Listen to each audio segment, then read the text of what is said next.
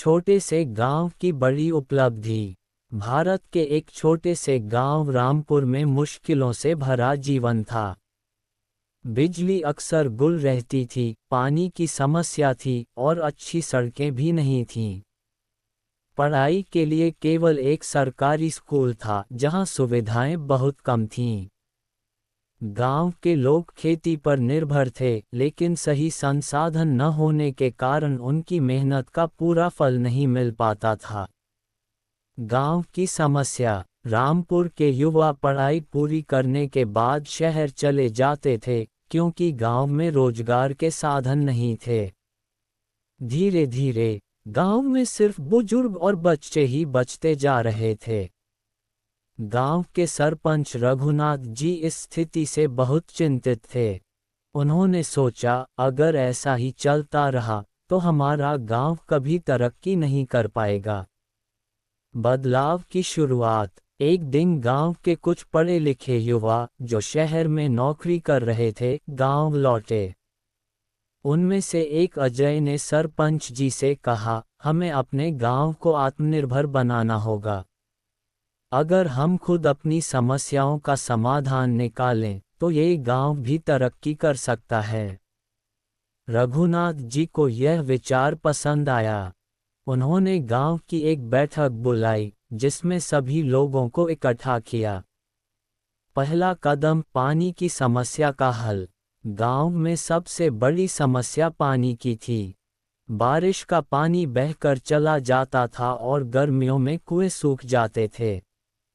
अजय और गांव के कुछ युवाओं ने मिलकर जल संरक्षण योजना बनाई। उन्होंने गांव के तालाब की सफाई की, बारिश के पानी को इकट्ठा करने के लिए जगह बनाई और खेतों में ड्रिप इरिगेशन का प्रयोग शुरू किया। कुछ ही महीनों में इसका असर दिखने लगा।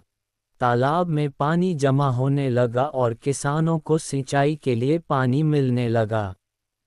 दूसरा कदम, शिक्षा में सुधार। गांव का स्कूल जर्जर हालत में था। अजय और उसके दोस्तों ने शहर में रह रहे रामपुर के अन्य लोगों से चंदा इकट्ठा किया और स्कूल की मरम्मत करवाई। उन्होंने स्कूल में नई किताबें, ब्लैक बोर्ड और फर्नीचर की व्यवस्था की। इसके अलावा गांव के युवाओं ने बच्चों को मुफ्त में पढ़ाने की योजना बनाई। अब स्कूल में सिर्फ पढ़ाई ही नहीं, बल्कि कंप्यूटर शिक्षा और कौशल विकास की कक्षाएं भी लगने लगीं। बच्चों में पढ़ाई को लेकर रुचि बढ़ने लगी। तीसरा कदम, स्वरोजगार और खेती में बदलाव। गांव के लोग पारंपरिक तरीके से खेती कर रहे थे, जिससे ज़्यादा मुनाफा नहीं हो रहा था।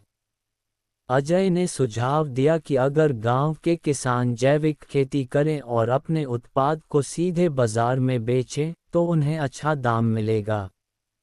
गांव के लोगों ने मिलकर एक किसान सहकारी समिति बनाई। अब वे अपने अनाज और सब्जियों को सीधे शहर में बेचने लगे।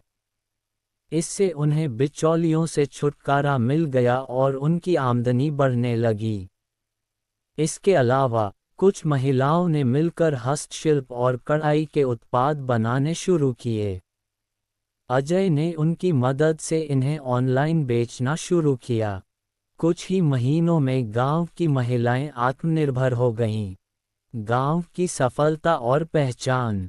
गांव में बदलाव देखकर सरकार का ध्यान भी रामपुर पर गया।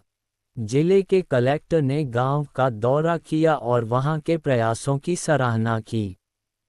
सरकार ने गांव में सौर ऊर्जा से चलने वाली स्ट्रीट लाइट्स लगवाईं और नई सड़कें बनवाईं। अब रामपुर आत्मनिर्भर हो चुका था।